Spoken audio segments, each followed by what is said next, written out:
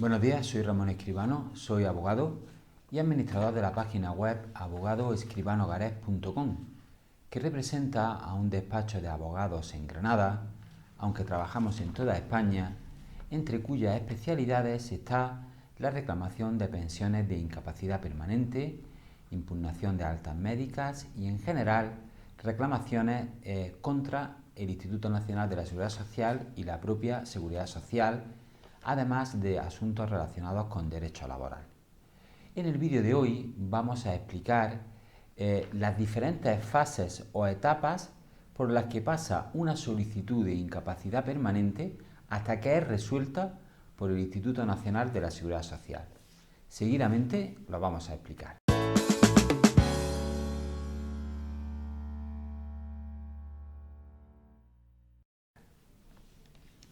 Como hemos dicho en la introducción del vídeo, queremos explicar cómo se desarrolla la fase administrativa de la prestación de incapacidad permanente. Es decir, por qué trámites pasa nuestra solicitud de incapacidad permanente dentro del INS hasta que éste resuelve la petición mediante la emisión de una resolución estimatoria o denegatoria de la pensión de incapacidad permanente que estamos reclamando. Lógicamente, esto es un procedimiento administrativo porque se tramita frente a una administración, como en este caso es la entidad gestora del INS, es decir, el Instituto Nacional de la Seguridad Social. Se inicia normalmente a solicitud del interesado, pero también puede iniciarse de oficio por el propio INS, es decir, por la propia entidad gestora. También se puede iniciar por la Inspección de Trabajo y de otros modos. Pero insisto, nosotros lo que queremos aquí examinar es las diferentes fases por las que ese expediente pasa hasta que se resuelve. Como hemos dicho, en primer lugar es la iniciación. La iniciación, que como acabamos de mencionar, puede ser mediante una solicitud del interesado que se realiza descargándonos el impreso de incapacidad permanente que viene publicado en la página web del INS, de la Seguridad Social, donde hay que rellenarlo, aportar todos los documentos e informes médicos que se requieren y que se explican detenidamente en el propio impreso, y presentarlo bien de forma presencial o bien en vía telemática. En nuestro canal de YouTube y en nuestra propia página web hemos publicado otros artículos, otros posts relativos a cómo se tiene que presentar por internet o cómo se puede presentar en papel, y les remitimos, si quieren profundizar en esta materia, a esos vídeos y a esos artículos. Pues bien, esa solicitud, que como también decimos puede ser a instancia de la propia Seguridad Social, de la propia Inspección de Trabajo, etc., provoca que se incoe un expediente en el INS, en el Instituto Nacional de la Seguridad Social. Se nos asignará un número de expedientes de incapacidad permanente que es muy importante retener para poder tenerlo presente y dirigir a ese expediente cualquier incidencia, cualquier reclamación que tengamos que hacer. Bien, una vez que se inicia el expediente, lo primero que hace el INS es examinar tanto la solicitud como la documentación que se le ha anexado a esa solicitud. Y si todo es correcto, pasamos esa primera fase que ellos mismos, el propio INS, denomina como estudio de la solicitud. Pues bien, si la solicitud va correcta, si lleva todos sus documentos, superaremos esa fase. La siguiente fase va a ser la de evaluación o emisión de informe médico para determinar la situación clínica de incapacidad. Es decir, esta segunda fase a la que estamos haciendo referencia, consistirá en que el interesado recibirá una notificación para que inspectores médicos del INS encargados de evaluar su situación de incapacidad permanente puedan entrevistarse con el interesado y examinar su situación clínica, su situación médica.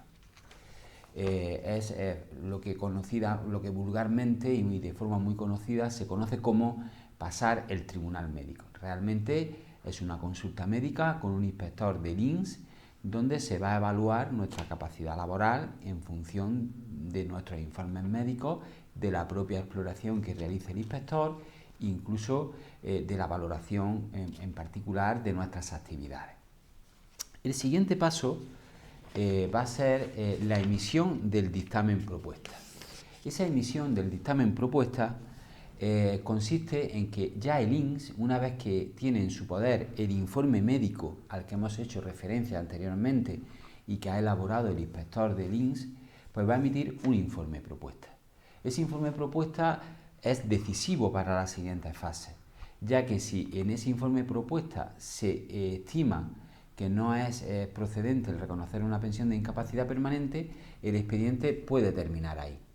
No obstante, en el informe de propuesta al que estamos haciendo referencia, ya el propio equipo de evaluación de incapacidades nos va a informar sobre su criterio, sobre nuestras las patologías o las enfermedades que tenemos y que inciden en nuestra capacidad laboral, e incluso harán una propuesta de incapacidad permanente, tanto para decir que no nos corresponde ninguna incapacidad en el caso de que se desestime, o bien para proponer un grado concreto de incapacidad, bien unas lesiones permanentes no invalidantes en un momento dado, bien una incapacidad permanente parcial, una total, una absoluta. En definitiva, van a proponer cuál es el grado de incapacidad permanente que nos puede corresponder.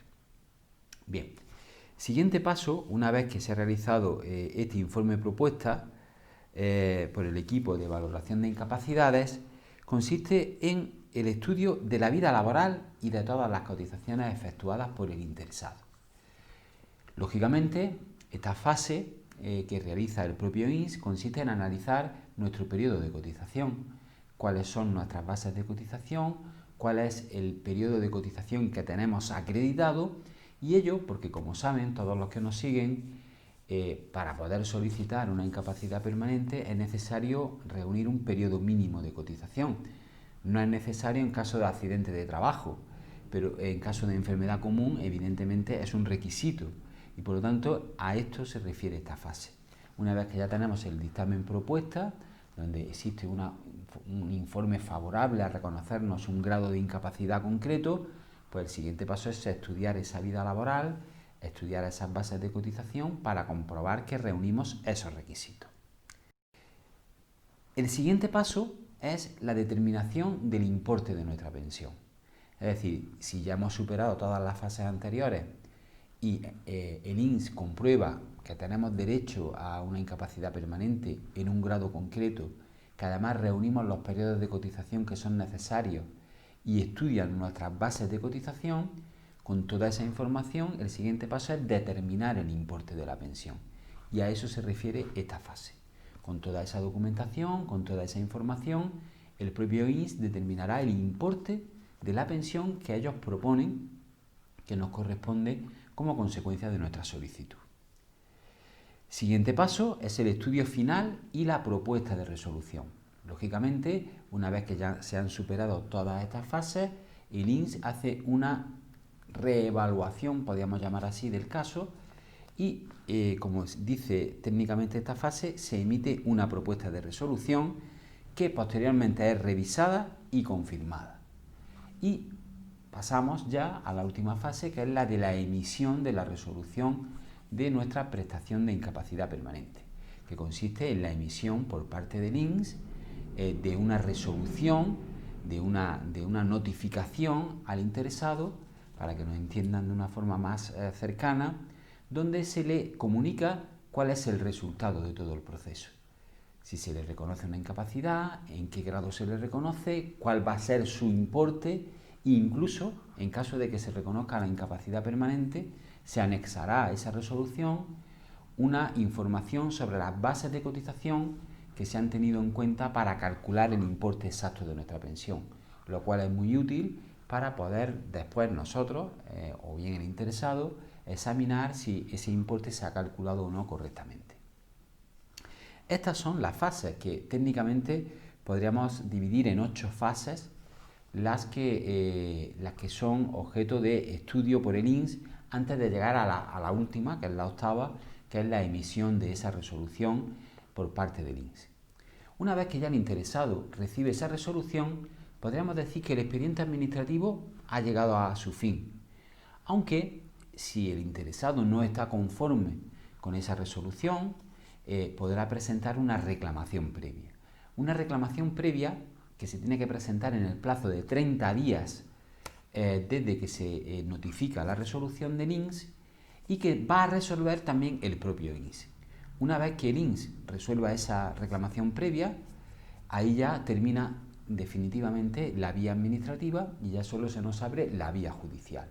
En caso de que se desestimara la reclamación previa a la que estamos haciendo referencia, ya solo podemos acudir al juzgado de lo social en reclamación de lo que queramos reclamar o de los argumentos que queramos modificar respecto de esa resolución de la Seguridad Social del INS que ha resuelto nuestra petición de incapacidad permanente.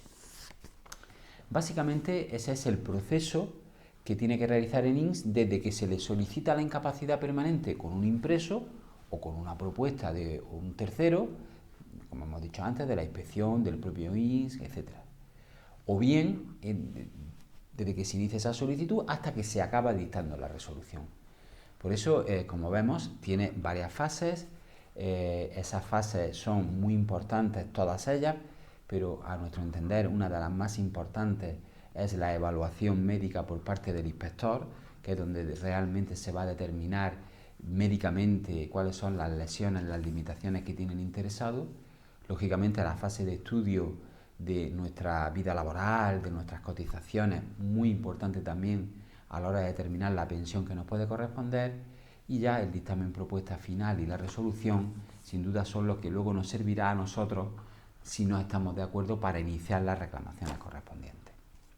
Pues bien, en resumen, estas son las diferentes etapas o fases del procedimiento administrativo desde que se inicia la solicitud hasta que se resuelve nuestra petición de incapacidad permanente. Terminamos este vídeo, como siempre lo hacemos, poniendo de manifiesto que en nuestro despacho la primera consulta a través del correo electrónico es gratuita. Pueden enviarnos su pregunta a nuestra dirección de correo electrónico que aparece en este vídeo y le informaremos a la mayor brevedad posible. Muchas veces podemos hacerlo más rápido y otras veces lo hacemos, pasan algunos días. Comprendan que depende del volumen de trabajo que tengamos en ese momento.